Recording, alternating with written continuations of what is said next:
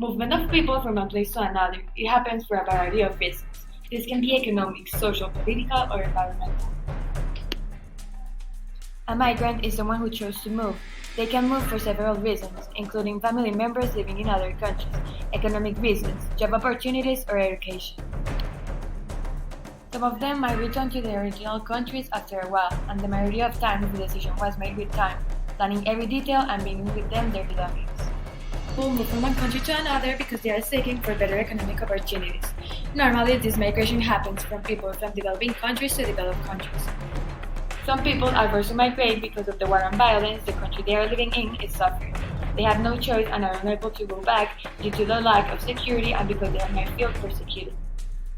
People forced to migrate from home as long-term changes or sudden changes affect their environment and well-being. This might include natural disasters or climate change. Refugee is someone who had no option and was forced to move. They were escaping from violence and conflicts. They lived seeking for protection and security. The majority of times, they have to live without their belongings and without even knowing where they are going. Host countries are the countries which receive the migrants and refugees, whereas home countries are their countries of origin. Which countries produce the biggest amount of migrants? And what about refugees? The Venezuelan crisis is the biggest migratory crisis on Latin America nowadays.